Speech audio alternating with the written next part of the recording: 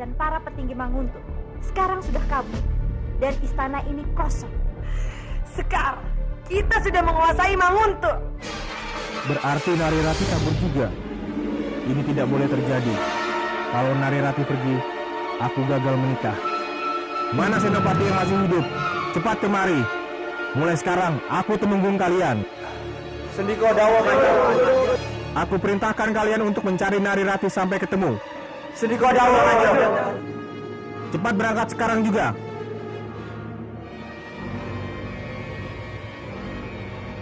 Bajang, kamu mau kemana?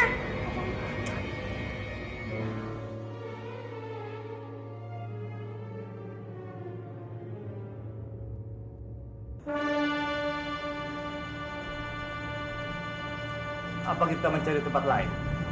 Apa tempat ini tidak aman? Tidak perlu, Rob. Tempat ini cukup aman. Lagi pula tempat ini cukup jauh dari Manguntuh. Lebih baik kita bermalam di sini. Kita gunakan apa saja untuk perlindungan kita. Benar, Kanjeng. Lebih baik kita bermalam di gua ini saja.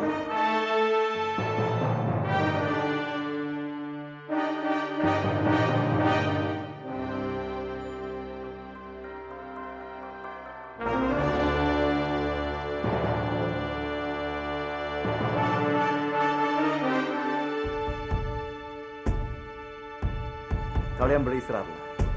Aku akan berjaga di luar.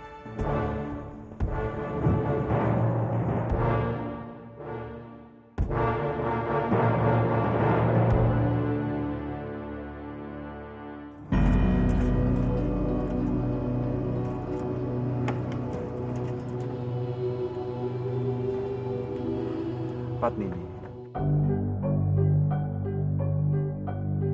Sudahlah. Jangan terlalu lama larut dalam kesedihan. Aku yakin kita pasti mampu melewati semua ini. Kasihan sekali calon bayiku. Kalau dia harus menetas di tempat ini. Biung tidak usah khawatir. Kita pasti akan bisa mendapatkan Manguntuh kembali. Meskipun kita kehilangan istana Manguntuh, tapi kita tetap saling memiliki. Ya. Dan kita harus tetap yakin. Kita akan mengumpulkan orang-orang kepercayaan kita untuk menggalang kekuatan, untuk merebut lagi Manguntuh.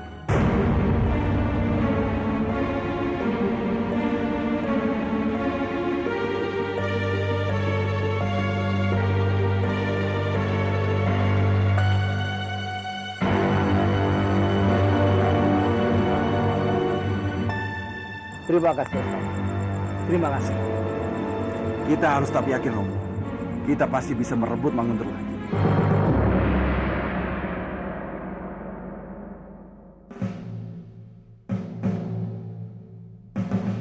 Dimas, hendak kemana kamu? Aku tidak bisa mendengar pembicaraan itu, Kang Mas. Di saat Manguntuh membutuhkan tenagaku, aku tidak bisa berbuat apa-apa. Dan malah, aku menjadi beban orang lain. Sudahlah Dimas, perlu kamu ingat, semua ini adalah takdir dari Sang Hyang Widi.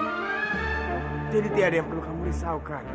Sekarang, sebaiknya kamu beristirahat. Nanti baru kita pikirkan lagi cara untuk merebut kembali Manguntuh. Iya, Kang Mas. Kita tidak boleh membiarkan orang-orang jahat itu menjadi pemimpin di Manguntuh. Kita akan dapat merebut kembali Manguntuh.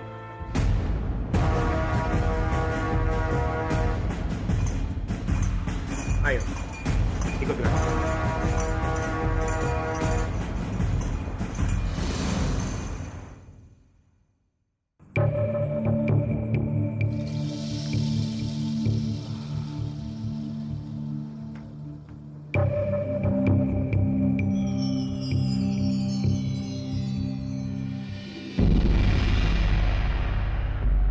Ada kelinci.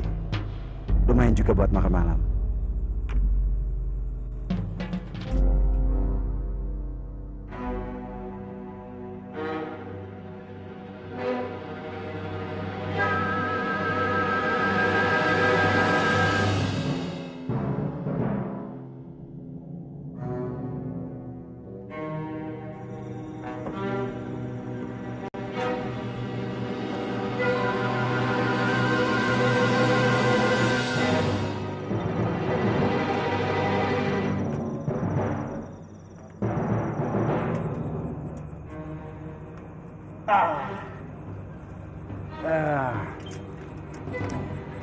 Maafkan aku kelinci yang lucu. Tapi malam ini kita benar-benar membutuhkan makanan.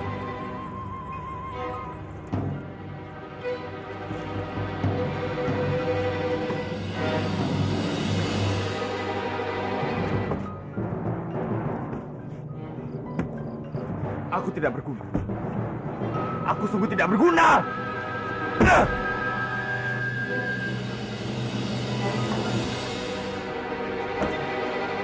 Kamandanu, sedang apa dia di sini?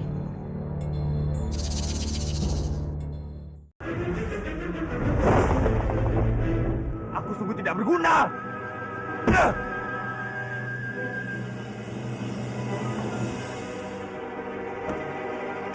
Kamandanu, sedang apa dia di sini?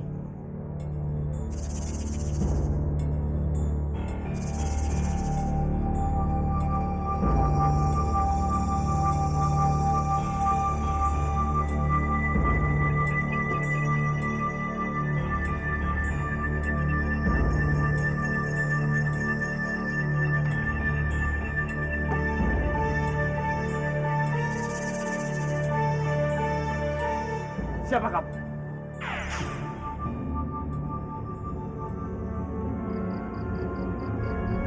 Aku Wisya, Kamandanu. Wisya? Apa yang terjadi? Kamu tidak bisa melihat? Iya, Bagaimana kamu bisa buta? Trisya. Dia menyemburkan racun di mataku. Juga Dewa Batara. Maafkan aku, Kamandanu. Ini bukan salah. Tidak usah minta maaf. Tapi dia adikku juga. Lalu, sedang apa kamu di sini? Sekarang, Manguntur sudah dikuasai oleh Nagapati. Ketika Manguntur diserang, aku tidak bisa berbuat apa-apa. Ini semua salahku. Aku sungguh tidak berguna. Aku turut prihatin mendengarnya.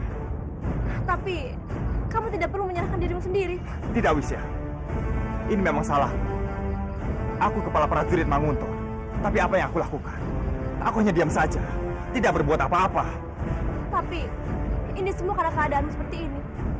Lalu, yang lain? Kanjeng Kepawinara, Nari Rati, dan yang lainnya? Mereka di mana? Mereka semua bersembunyi di goa. Lalu, sekarang kamu mau kemana? Aku tidak tahu. Aku malu. Aku merasa bersalah pada mereka. Itu tidak benar, Kamandanu. Mereka akan mengerti dengan keadaanmu. Kamu harus kembali, karena mereka akan mencarimu. Tidak, Wisya. Aku tidak mau kembali ke sana. Aku tidak pantas berada bersama mereka. Dengarkan aku, Kamandanu. Aku tahu, mereka dan semua orang juga tahu kalau kamu kesatria yang sangat bertanggung jawab, apalagi terhadap Manguntur. Kamu sangat loyal dan mengabdi. Berhentilah menyalahkan dirimu sendiri. Adapun yang harus kusalahkan, itu aku. Kenapa kamu? Kamu tidak bisa membela Manguntur. Karena adikku. Karena kesalahan adikku, itu kesalahanku juga. Aku yang bertanggung jawab. Karena aku tidak bisa membuatnya menjadi lebih baik. Kamu tidak usah merasa bersalah. Mungkin ini adalah takdirku. Kalau begitu, Manguntur direbut oleh Nagapati. Itu juga takdir. Dan kamu tidak bisa membelanya, itu juga karena takdirmu. Dan aku yakin, suatu saat nanti, kamu pasti bisa merebutnya kembali.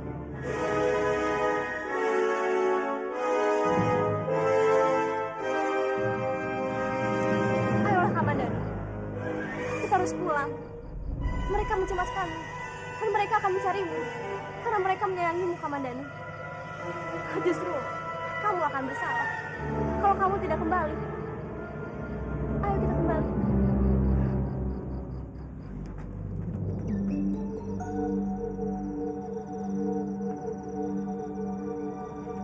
Kita sudah sampai, Kamandanu. Mulut gua ada di belakangmu. Terima kasih, Wisya. Masuklah. Aku pergi dulu.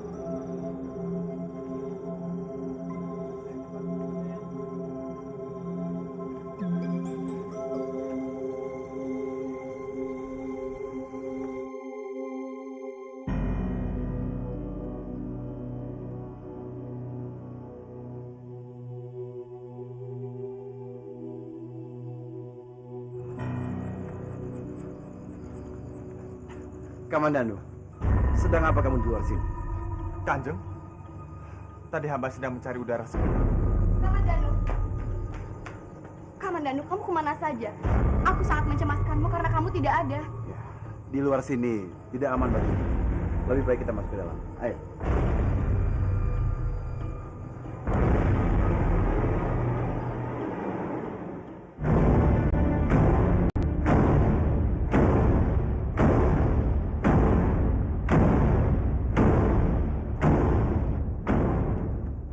Wisya, kenapa kamu ada di sini? Aku baru mengantar Kamandanu pulang. Mengantar Kamandanu? Iya, Yunda. Kamandanu sangat terpuruk. Dan dia merasa bersalah karena Manguntur direbut oleh Nagapati. Dan aku membujuknya untuk pulang. Iya, Kamandanu sangat terpukul atas keadaannya ini. Dia merasa tidak bisa berbuat apa-apa pada saat Manguntur dalam bahaya. Iya, Yunda. Itu harus menjadi tanggung jawab kita. Mata Kamandanu buta karena adik kita. Lalu apa yang harus kita lakukan untuk mengembalikan penglihatan Kamandanu? Mustika itu.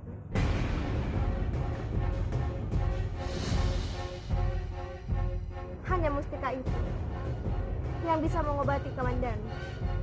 Tapi kalau mustika itu dikeluarkan dari tubuh Dwipangga, dia bisa mati, Yunda.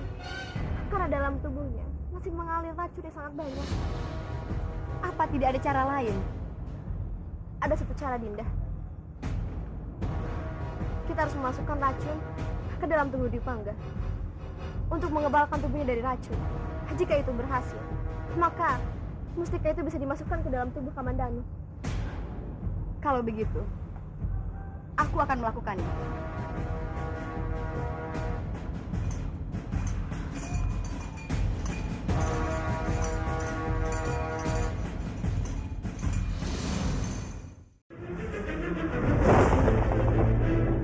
Mustika itu bisa dimasukkan ke dalam tubuh Kamandanu. Kalau begitu, aku akan melakukannya.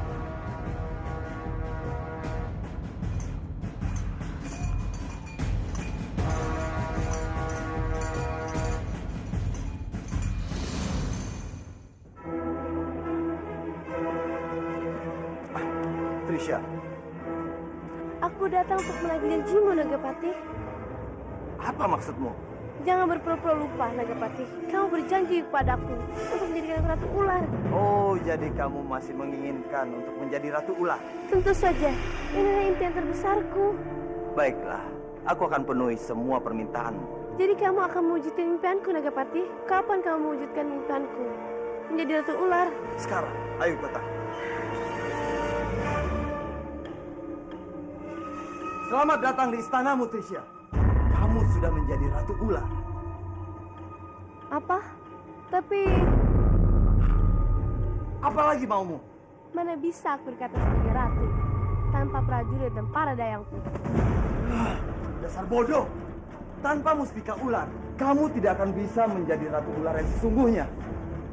Ingat, Trisha, seluruh anak buahmu menjadi prajuritku. Dan seluruh dayangmu mati. Apalagi yang kamu inginkan? Kamu ingin mengingkari janjimu, Nagapati. Aku sudah melakukan apapun yang kamu inginkan. Sampai aku kehilangan suaraku. Itu karena kebodohanmu sendiri, Trisha. Kurang ajar, dasar berdebah. Jadi kamu ingin memanfaatkan aku.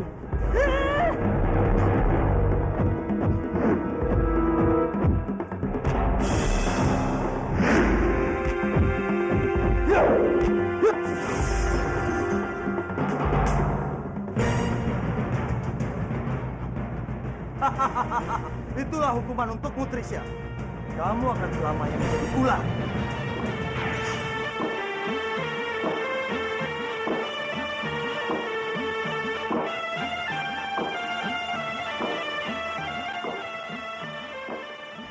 Ada apa dengan Kakang Dwipangga, Palastri? Aku mohon izin kepadamu untuk menemui Dwipangga setiap hari. Untuk apa, Palastri? Aku harus memberikannya racun. Racun? Maksud kamu apa? Sebenarnya, di dalam tubuh Dwipangga terdapat racun yang sangat mematikan. Oh, Gusti Jagat Dewa Batara. Dan seharusnya Dwi Pangga itu sudah mati dari kemarin-kemarin. Kalau saja apa, Palastri? Kalau saja di dalam tubuh Dwi Pangga tidak terdapat mustika ular siluman. Jadi di dalam tubuh Kakang Dwi Pangga ada mustika ular.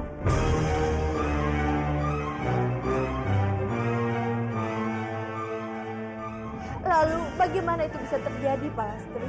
Siapa yang memasukkannya? Langsung pemiliknya, yaitu Ratu Ular Siluman. Bagaimana bisa Ratu Siluman Ular itu berhubungan dengan Kakang Dwi Pangga? Siapa dia, Palastri? Orang itu ada di hadapanmu, Andini.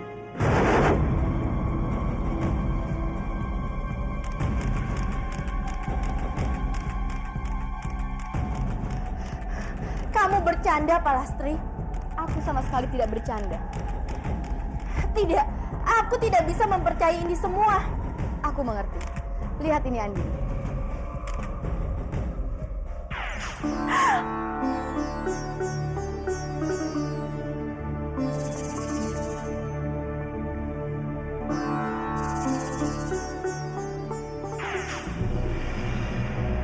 Kamu sudah percaya kan, Andini?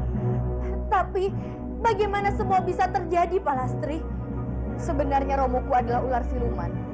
Aku adalah anak pertamanya. Jadi aku dinobatkan sebagai Ratu Ular Siluman.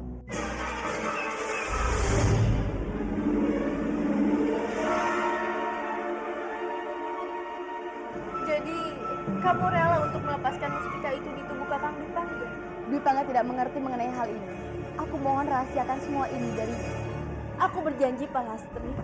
Aku tidak tahu lagi harus berterima kasih seperti apa padamu. Cintamu begitu tulus pada Kakang Dwi Pangga. Tapi permasalahannya, aku harus mengambil mustika itu dari Dwi Pangga. Aku harus menyerahkannya kepada Kamandanu, karena Kamandanu sangat membutuhkannya.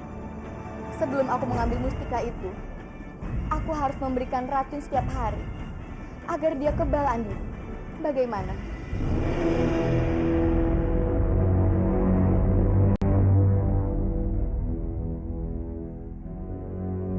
Dengan senang hati, Palastri. Aku sangat beruntung karena suamiku dicintai oleh orang sebaik kamu. Terima kasih, Andini.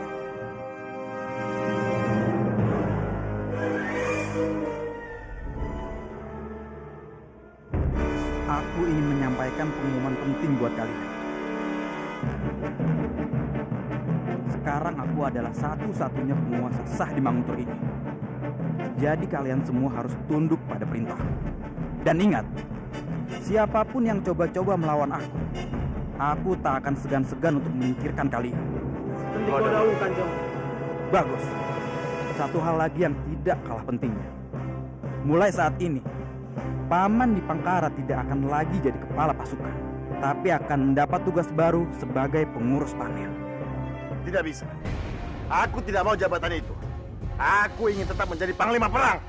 Keputusanku tidak bisa diganggu-gugat, Paman Dipangkara.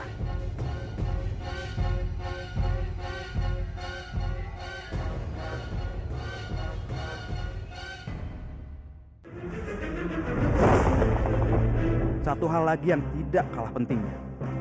Mulai saat ini, Paman Dipangkara tidak akan lagi jadi kepala pasukan, tapi akan mendapat tugas baru sebagai pengurus panen. Tidak bisa. Aku tidak mau jabatan itu. Aku ingin tetap menjadi panglima perang. Keputusanku tidak bisa diganggu-gugat, Paman Dipangkara.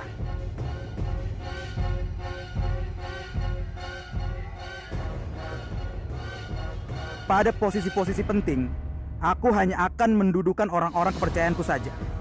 Dan orang-orang yang akan kupercaya untuk menduduki kepala pasukan adalah Eyang Butokala.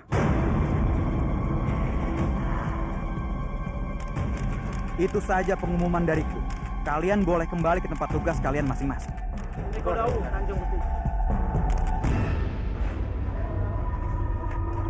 Lalu apa yang harus kita lakukan, Laksmi? Ini sama saja menyerahkan diri kita ke mulut harimau. Aku juga kesal, Romo. Aku tidak bisa memikirkan hal ini sekarang. Begini saja, Laksmi. Kita harus meminta hak kita kepada Nagapati. Karena dia telah berjanji akan merebut Manguntur untuk kita. Benar, Romo. Kita sudah memberikannya perlindungan di Kurawan. Dan kita juga sudah membantunya. Dan sekarang kita harus meminta hak kita. Ya, itu artinya kita harus melawan bajingan kecil yang namanya Bajang. Demi mahkota itu. Aku siap, karena akulah yang berhak. Aku ini adiknya Kebawinaran.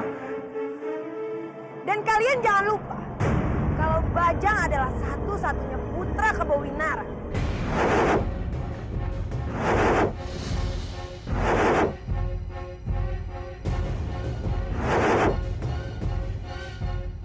Cuma Bajang yang berhak atas tahta di Manguntur. Bahkan Padmini pun tidak berhak atas tahta yang ada di Manguntur. Tidak. Akulah yang berhak atas tahta itu. Aku calon tumenggung di Manguntur, bukan Bajang. Sudahlah Romo, untuk apa merebutkan tahta di Manguntur? Lagi pula Bajang itu kan keponakan Romo sendiri. Lasmi, apa-apaan kamu? Kamu berpihak pada mereka? Tidak Romo, aku tidak berpihak pada siapapun. Lagi pula aku sudah punya baju biru dan tahtaku adalah tahta Romo juga. Bukan begitu Arini? Kalian adalah orang-orang licik. Kamu pikir aku percaya dengan mulut manismu, Laksmi? Tidak.